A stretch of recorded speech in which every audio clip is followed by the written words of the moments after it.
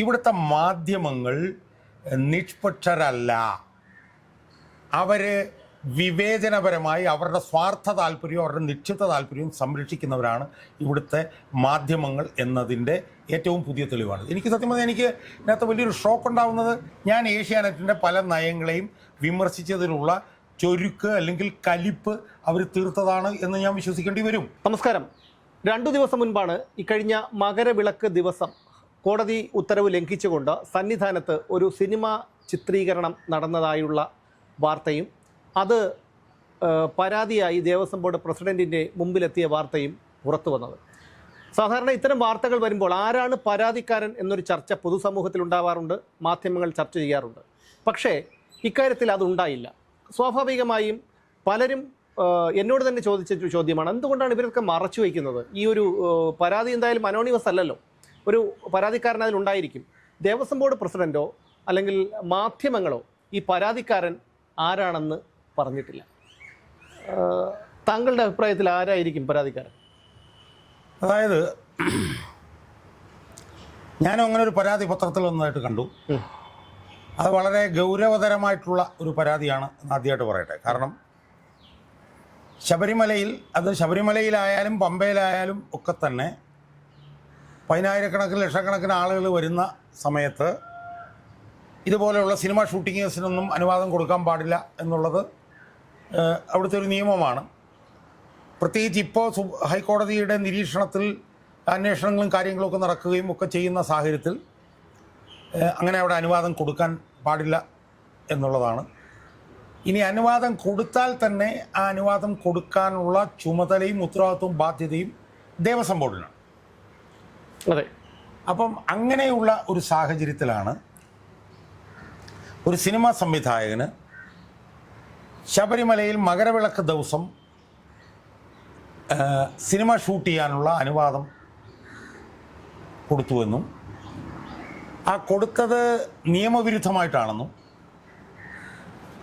അങ്ങനെ ഒരു ഷൂട്ടിങ്ങിന് അനുവാദം കൊടുക്കണമെന്ന് പറഞ്ഞ് സിനിമയുടെ സംവിധായകൻ ദേവസ്വം ബോർഡ് പ്രസിഡന്റ് കെ ജയകുമാറിനെ സമീപിച്ചപ്പോൾ അദ്ദേഹം ആ അനുവാദം നിഷേധിച്ചുവെന്നും. അപ്പോൾ നമ്മൾ ഓർക്കേണ്ട പ്രധാനപ്പെട്ട കാര്യം ഇതാണ്. കാരണം ശബരിമലയിൽ ഇതുപോലെ ഷൂട്ടിങ്ങിന് അനുവാദം അത് എവിടെ വെച്ച് ശബരിമലയായാലും പമ്പയായാലും ഒക്കെ തന്നെ ഇതിന് അനുവാദം കൊടുക്കേണ്ട അന്തിമമായിട്ടുള്ള ഒരു അധികാരി എന്ന് പറഞ്ഞാൽ ദേവസ്വം ബോർഡ് പ്രസിഡന്റാണ്. ആ ദേവസ്വം ബോർഡ് പ്രസിഡന്റിനെ സിനിമയുടെ സംവിധായകൻ സമീപിക്കുമ്പോൾ ദേവസ്വം ബോർഡ് പ്രസിഡന്റ് അനുവാദം കൊടുക്കുന്നില്ല. അത് അവിടെ തീരേണ്ടതാണ്. എന്നാൽ ദേവസ്വം ബോർഡ് പ്രസിഡന്റ് ഈ അനുമതി നിഷേധിച്ചതിനെ തുടർന്ന് ഈ സിനിമയുടെ സംവിധായകൻ ശബരിമലയിലെ പോലീസിൻ്റെ സ്പെഷ്യൽ ഓഫീസറായിട്ടുള്ള ADGP S ശ്രീജിത്തിനെ സമീപിച്ചുവെന്നും അയാൾ ആണ് ഈ സിനിമ ഷൂട്ട് ചെയ്യാൻ അനുവദിച്ചതെന്നും സിനിമ ഷൂട്ടിംഗ് അവിടെ നടന്നുവെന്നും ഇത് നിയമവിരുദ്ധമാണ് എന്ന് പറഞ്ഞുകൊണ്ട് ഒരു പരാതിക്കാരൻ ഏതാനും ദിവസങ്ങൾക്ക് മുമ്പ് ദേവസ്വം ബോർഡിൻ്റെ ഓഫീസിൽ ചെന്ന് കെ ജയകുമാറിൻ്റെ എന്തോ PAയോ ഏതോ ഒരുത്തൻ ഒരു എന്താണ് ബിനു എന്നും പറഞ്ഞിട്ട് ഒരാളെ നേരിട്ട് കണ്ട് പരാതി അവിടെ കൊടുക്കുകയും ആ പരാതി അവിടെ കൊടുത്തത് സംബന്ധിച്ച് അതിനുള്ള റെസിപ്റ്റ് മേടിക്കുകയും ചെയ്തു ഒരു പരാതിക്കാരൻ. അതിനെ തുടർന്ന് മിക്കവാറും എല്ലാ മാധ്യമങ്ങളിലും ആ വിഷയം അന്ന് ആദ്യം പറഞ്ഞു. അതിനെ തുടർന്ന് മിക്കവാറും മാധ്യമങ്ങളിലൊക്കെ, ദൃശ്യമാധ്യമങ്ങളിലും അച്ചടി മാധ്യമങ്ങളിലുമൊക്കെ ഇങ്ങനെ ഒരു സംഭവം നടന്നുവെന്നും ഇങ്ങനൊരു പരാതി ദേവസ്വം ബോർഡ് പ്രസിഡന്റിന് ലഭിച്ചുവെന്നും ദേവസ്വം ബോർഡ് പ്രസിഡന്റ് അത് അന്വേഷണത്തിനായി ദേവസ്വം വിജിലൻസിനെ ഏൽപ്പിച്ചു എന്നും വാർത്ത വന്നു. അതിൽ മിക്കവാറും ദൃശ്യമാധ്യമങ്ങളിലൊക്കെ ഇങ്ങനൊരു പരാതി ചെന്നു. ആ പരാതിയുമായി ബന്ധപ്പെട്ടുള്ള വിശദാംശങ്ങൾ അതിൽ 1-2 മാധ്യമങ്ങൾ ഇത് S ശ്രീജിത്തിൻ്റെ പേര് 1-2 മാധ്യമങ്ങൾ പറഞ്ഞു. എനിക്കൊന്ന് ഏഷ്യാനെറ്റോ പിന്നെ വേറെ ഏതോ ചാനൽ, മരമട്ടുകാരൻ്റെ ചാനലാണെന്ന് തോന്നുന്നു. വേറൊരു ചാനലിൽ ഞാൻ കേട്ടത് ഇങ്ങനെ ഒരു പരാതി കൊടുത്തു. ആ പരാതി ശബരിമലയിലെ ചുമതലക്കാരനായിട്ടുള്ള ADGPയുടെ ശ്രദ്ധയിൽപ്പെട്ടു. അപ്പം അവിടെ പരാതിക്കാരൻ്റെ പേരും പറയുന്നില്ല. അവിടെ ഇത് പിന്നെ പരാതി വന്നിട്ടുള്ളത് ADGP S ശ്രീജിത്തിനെതിരായിട്ടാണ് എന്നുള്ള ശ്രീജിത്തിൻ്റെ പേരും പറയുന്നില്ല. അതെ, മനസ്സിലായി. അപ്പോൾ അവിടുത്തെ ഒരു മുതിർന്ന മാധ്യമപ്രവർത്തകൻ എൻ്റെ ഒരു സുഹൃത്താണ്. അദ്ദേഹത്തെ ഞാൻ വിളിച്ചു, ഈ കാര്യമൊക്കെ സംസാരിച്ചു.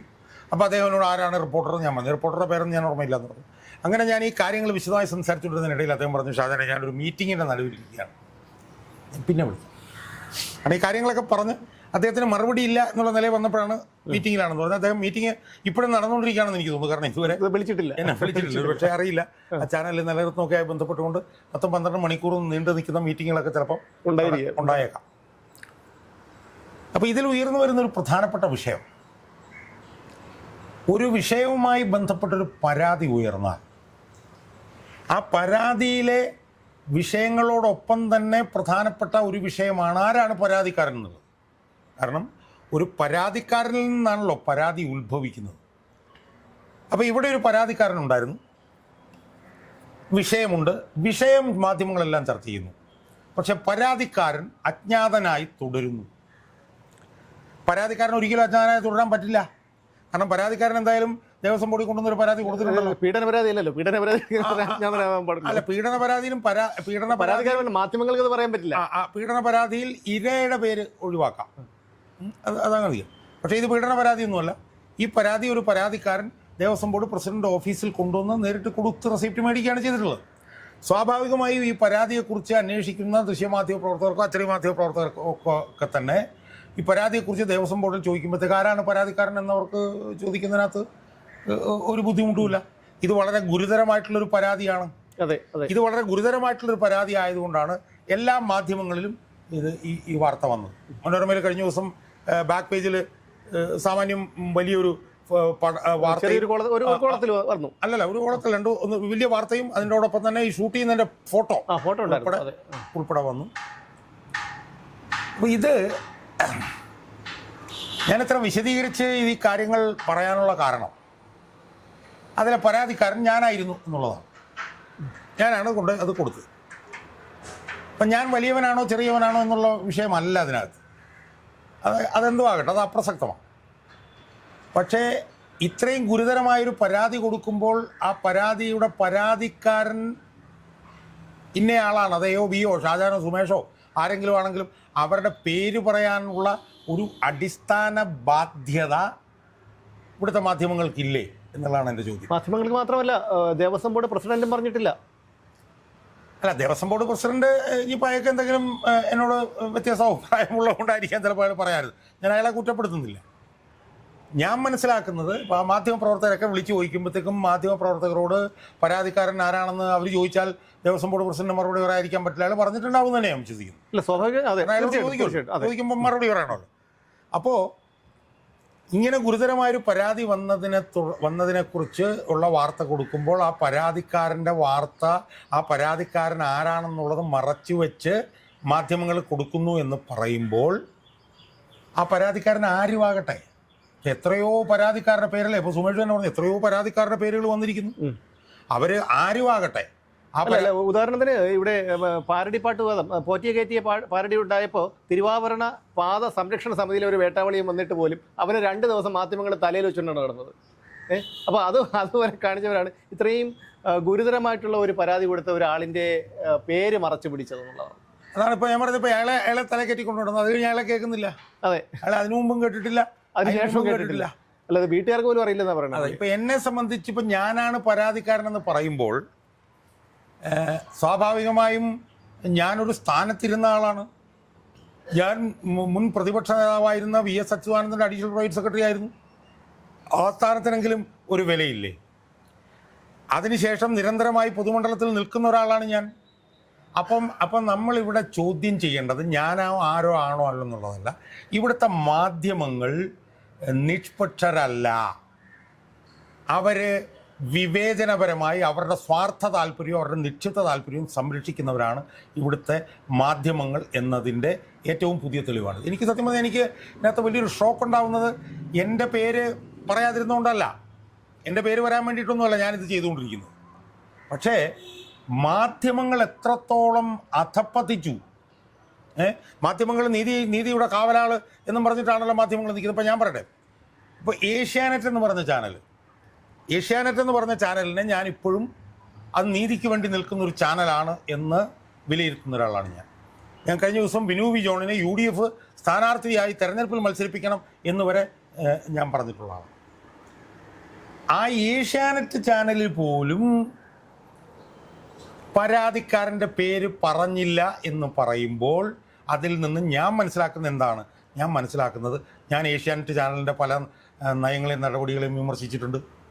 അല്ല, അത് മാത്രമാണെന്ന് തോന്നുന്നില്ല. കാരണം ഇവിടെ രാഷ്ട്രീയ മാധ്യമ ഒരു അവർ തമ്മിലുള്ള ഒരു അന്തർധാരയുണ്ട്. അവർ തമ്മിലുള്ളൊരു അവർ തീരുമാനിക്കും ഏതൊക്കെ വാർത്തകൾ പുറത്തു പോകണം, ആരൊക്കെ അപമാനിക്കപ്പെടണം, ഏത് വാർത്ത കൂടുതലായി സംപ്രേഷണം ചെയ്യണം എന്നൊക്കെ ഇങ്ങനെയുള്ള കുറച്ച് പേർ തീരുമാനിക്കും എന്നാണ് എനിക്ക് തോന്നുന്നത്. അത് നമ്മൾ എടുത്തു നോക്കിക്കഴിഞ്ഞാൽ അറിയാൻ പറ്റും. അത് പൊതുവിൽ അങ്ങനെ ആയിരിക്കും. ഞാനിപ്പോൾ പൊതുവിലുള്ള കാര്യമല്ല ഞാൻ പറഞ്ഞത്. പൊതുവിലുള്ള കാര്യം ഞാൻ പറയാം.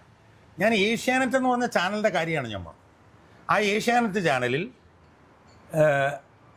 ഈ വാർത്ത പറഞ്ഞതായി ഞാൻ കണ്ടത് PG സുരേഷ് കുമാർ എന്ന് പറഞ്ഞ സീനിയർ മാധ്യമ പ്രവർത്തകനാണ്. ഈ വാർത്ത അയാളാണ് പറഞ്ഞത്. അയാൾ എൻ്റെ അടുത്ത സുഹൃത്താണ്. എന്ന് മാത്രമല്ല, ഏഷ്യാനെറ്റിൽ നിന്ന് ഈ വാർത്തയുമായി ബന്ധപ്പെട്ടിട്ടുള്ള ഫോളോ അപ്പ് നടത്തിയ മാധ്യമ പ്രവർത്തകനെ എനിക്ക് 25 വർഷങ്ങളിൽ കൂടുതൽ അറിയാവുന്നതാണ്. അയാളുടെ പേര് ഞാനിവിടെ പറയുന്നില്ല. അയാളാണിത് അന്വേഷിച്ചതിൻ്റെ ഫോളോ അപ്പ് മുഴുവൻ നടത്തിയിട്ടുണ്ട്. അവർക്കെല്ലാവർക്കും എൻ്റെ പേര് അറിയാവുന്നതാണ്. ഞാൻ ഏഷ്യാനെറ്റിൻ്റെ കാര്യം, മറ്റു ചാനലിൻ്റെ കാര്യം ഞാൻ പറയാം. അപ്പം ഞാനാണത് കൊടുത്തത് എന്ന് അറിയാമായിരുന്ന എൻ്റെ ഉത്തമ സുഹൃത്തുക്കളായിട്ടുള്ള PG സുരേഷ് കുമാറും മറ്റൊരു മാധ്യമ പ്രവർത്തകനും പോലും എൻ്റെ പേര് പറഞ്ഞില്ല എങ്കിൽ അതിൻ്റെ കാരണം ഏഷ്യാനെറ്റിൻ്റെ നയസമീപനങ്ങളെ ഞാൻ പലപ്പോഴും എതിർത്തിട്ടുണ്ട് എന്നുള്ളത് കൊണ്ടാണ്. ഞാൻ ഏഷ്യാനെറ്റിൽ സ്ത്രീപീഡനവുമായി ബന്ധപ്പെട്ട വിഷയങ്ങൾ വന്നപ്പോഴത്തേക്കും അതിനെക്കുറിച്ചിട്ട് ഞാൻ വീഡിയോ ചെയ്തിട്ടുണ്ട്. ഏഷ്യാനെറ്റിൽ ഇപ്പോൾ ഇരിക്കുന്ന അരുൺകുമാർ എന്ന് പറഞ്ഞൊരു ചെറുപ്പക്കാരൻ ഈ ശ്രീജിത്ത് എന്ന് പറഞ്ഞ പോലീസ് ഉദ്യോഗസ്ഥനായിട്ട് അനധികൃതമായിട്ടുള്ള ബന്ധമുള്ളതാണോ എന്നുള്ള നിലയിൽ ആരോണോ ഉയർന്നിട്ടുണ്ടെന്ന് പറഞ്ഞിട്ട് ഞാൻ വീഡിയോ ചെയ്തിട്ടുണ്ട്. അപ്പം സ്വാഭാവികമായും പരാതിക്കാരൻ ഞാനാണെന്ന് അറിഞ്ഞിട്ടും എൻ്റെ പേര് പറയാൻ ഏഷ്യാനെറ്റിലെ എൻ്റെ സുഹൃത്തുക്കളായിട്ടുള്ള മാധ്യമപ്രവർത്തകർ തയ്യാറായിട്ടില്ല എങ്കിൽ ഞാൻ ഏഷ്യാനെറ്റിൻ്റെ പല നയങ്ങളെയും വിമർശിച്ചതിനുള്ള ചൊരുക്ക് അല്ലെങ്കിൽ കലിപ്പ് അവർ തീർത്തതാണ് എന്ന് ഞാൻ വിശ്വസിക്കേണ്ടി വരും. അങ്ങനെയെങ്കിൽ എന്ത് നിഷ്പക്ഷതയാണ് ഏഷ്യാനെറ്റിന് അവകാശപ്പെടാൻ പറ്റുക? അവരെ വിമർശിച്ചാൽ അവർ തിരിച്ചു വരുമ്പോഴത്തേക്ക് അവർ വാർത്ത കൊടുക്കില്ല. പിന്നെ മറ്റ് ചാനലുകളെ സംബന്ധിച്ചിടത്തോളം സുമേഷ് പറഞ്ഞ 100%. അതിപ്പം 24 ന്യൂസ് ആവട്ടെ, അല്ലെങ്കിൽ ഈ മരം വെട്ടുകാരൻ്റെ ചാനലാവട്ടെ, ആ ചാനലൊക്കെ എന്തിനു വേണ്ടിയാണ് പ്രവർത്തിക്കുന്നത് എന്നുള്ളത് നമുക്കറിയാം. അവിടെ അവന്മാരുടെ വിശ്വാസി ഒരു ദീപക് ധർമ്മടം എന്നൊക്കെ പറഞ്ഞൊരുത്തനൊക്കെ അവിടെ പ്രവർത്തിക്കുന്നുണ്ട്. അവൻ്റെയൊക്കെ ക്രെഡൻഷ്യൽ എന്താണെന്ന് നമുക്ക് അറിയാവുന്നതാണ്. അവനൊക്കെ എന്തുമാത്രം CPM-നെ താങ്ങുന്നവനാണ് എന്ന് നമുക്കറിയാവുന്നവനാണ്. 24 ന്യൂസിനകത്ത് പാർട്ടി ഫ്രാക്ഷൻ ഉണ്ടെന്നുള്ളത് അവിടുത്തെ തന്നെ ഒരു സീനിയർ മാധ്യമ പ്രവർത്തകൻ എന്നോട് പറഞ്ഞിട്ടുള്ളതാണ്. പിണറായി വിജയൻ്റെ വീട്ടിൽ ഓണത്തിൻ്റെ ദിവസം പോലും കയറി ചെല്ലാൻ കഴിയുന്ന സ്വാതന്ത്ര്യമുള്ള ഒരേ ഒരു മാധ്യമ പ്രവർത്തകൻ ദീപക് ധർമ്മടമാണ് എന്നുള്ള വാർത്തകൾ. അപ്പോൾ അത് നമുക്കറിയാം. പിന്നെ മരപ്പെട്ടുകാരൻ്റെ ചാനൽ എന്ന് പറഞ്ഞു കഴിഞ്ഞാൽ നമുക്കറിയാമല്ലോ, അത് എത്ര ഒരു വൃത്തികെട്ട ഒരു സംവിധാനമാണ്. അതിനെ ചാനലെന്ന് പോലും വിളിച്ചു കഴിഞ്ഞാൽ ചാനലുകൾക്ക് നാണക്കേടാവും. അതുകൊണ്ട് അവരൊക്കെ അങ്ങനെയൊക്കെയാണ് ചെയ്യുന്നത്. പക്ഷേ ഇതിൽ നിന്നെല്ലാം തെളിഞ്ഞു വരുന്ന ഇത്രയേ ഉള്ളൂ, പഴയതുപോലെയുള്ള നിഷ്പക്ഷമായിട്ടുള്ളൊരു മാധ്യമ പ്രവർത്തനം ഇവിടെയില്ല. മുഖം നോക്കിയും നിലപാട് നോക്കിയും ഒക്കെ ഉള്ള മാധ്യമ പ്രവർത്തനം ഇവിടെയുള്ളൂ. പിന്നെ എന്നെ സംബന്ധിച്ചിടത്തോളം ഞാനിതൊന്നും പേര് വരാൻ വേണ്ടിയിട്ടല്ല ചെയ്യുന്നത്, പേര് പുറത്തറിയാൻ വേണ്ടിയിട്ടല്ല ഞാനിത് ചെയ്യുന്നത്. അങ്ങനെ ആയിരുന്നെങ്കിൽ എനിക്കതൊരു പത്രക്കുറിപ്പായിട്ട് കൊടുക്കാമായിരുന്നു. എന്നോട് പലരും പത്രക്കുറിപ്പായിട്ട് കൊടുക്കാനും പറഞ്ഞതാണ്. ഞാൻ പത്രക്കുറിപ്പായിട്ട് കൊടുത്തിട്ടില്ല. കാരണം ഞാനൊരു പോരാട്ടത്തിന് വേണ്ടിയിട്ടാണ് ഞാനിത് ചെയ്യുന്നത്. പിന്നെ ഈ മാധ്യമങ്ങളും ദൃശ്യമാധ്യമങ്ങളും ഇവരൊക്കെ മനസ്സിലാക്കേണ്ട ഒരു കാര്യം, ഇവരൊക്കെ എത്ര മൂടി വെക്കാൻ ശ്രമിച്ചാലും അത് പുറത്തു വരും എന്നുള്ള വസ്തുത അവർ മനസ്സിലാക്കണം. ഒറ്റമില്ല. ഇപ്പം ഈ വിഷയത്തിൽ തന്നെ പരാതിക്കാരൻ ഞാനാണെന്നുള്ളത് നമ്മുടെ ഈ ഇൻ്റർവ്യൂയിലൂടെ നാട്ടുകാരറിയാൻ പോവുകയാണ്. നാട്ടുകാരതിലൂടെ ഈ ദൃശ്യമാധ്യമങ്ങളുടെ ഇരട്ടത്താപ്പും അവരുടെ നിഷ്പക്ഷത ഇല്ലായ്മയും അറിയാൻ പോവുകയാണ്. അതുകൊണ്ട് പണ്ട് കാലത്തെ പോലെ ഇവരുടെ കയ്യിൽ മാത്രം മാധ്യമങ്ങൾ നിൽക്കുന്നത് എന്നുള്ളൊരു ധാരണ ഇവർക്കുണ്ടായിരുന്നാൽ അത്രയും നല്ല. അത് മാത്രമല്ല, താങ്കളെ ഒരു സ്ത്രീയുടെ പരാതിയുടെ അടിസ്ഥാനത്തിൽ പോലീസ് അറസ്റ്റ് ചെയ്ത് കൊണ്ടുപോയപ്പോൾ അതാ ഷാജഹാന്റെ വീട്ടിൽ വന്നു, ഷാജഹാൻ ഇറങ്ങി, ഒന്നാമത്തെ പടി വെച്ചു, രണ്ടാമത്തെ പടി വെച്ചു, വണ്ടിയിൽ കയറി, ഇങ്ങനെ ആഘോഷിച്ചുകൊണ്ടിരുന്ന മാധ്യമപ്രവർത്തകർ വരുന്ന ഓർക്കണം. അവരാണ് ഇത്തരത്തിലുള്ള ഒരു ഗുരുതരമായിട്ടുള്ള ഒരു ക്രമക്കേട് ചെയ്തിരിക്കുന്നത്. കാരണം ഇത് നമുക്ക് അംഗീകരിക്കാൻ കഴിയുന്ന ഒന്നല്ല. ആടിനെ പട്ടിയാക്കാനും പട്ടിയെ പേപ്പട്ടിയാക്കാനും പേപ്പട്ടിയെ തല്ലിക്കൊല്ലാനും ഇവിടെ രാഷ്ട്രീയക്കാരും ഉന്നത സ്വാധീനമുള്ളവരും ഉപയോഗിക്കുന്നത് ഈ പറയുന്ന മാധ്യമ പരീക്ഷകളെയാണ്. മാധ്യമ പ്രവർത്തനത്തെ വെറും വ്യഭിചാരശാലയാക്കി മാറ്റിയ കുറേ മാധ്യമ പ്രവർത്തകരാണ് ഇവിടെയുള്ളത്. അപ്പോൾ നമ്മുടെ മലയാളത്തിലെ മാധ്യമങ്ങളുടെ ഒരു രീതിയാണ് ഞങ്ങളിവിടെ പറഞ്ഞത്. കാരണം ഒരു മാധ്യമത്തെ വിലക്കെടുത്തു കഴിഞ്ഞാൽ എന്തും ചെയ്യാൻ കഴിയും എന്നുള്ള നിലയിലേക്ക് കേരളത്തിലെ മാധ്യമ പ്രവർത്തകർ അധപതിച്ചിരിക്കുന്നു എന്നുള്ളതാണ്. കേരള സമൂഹം ഇവരെ മനസ്സിലാക്കും എന്ന് കരുതുന്നു. നിർത്തുന്നു. വീണ്ടും കാണാം.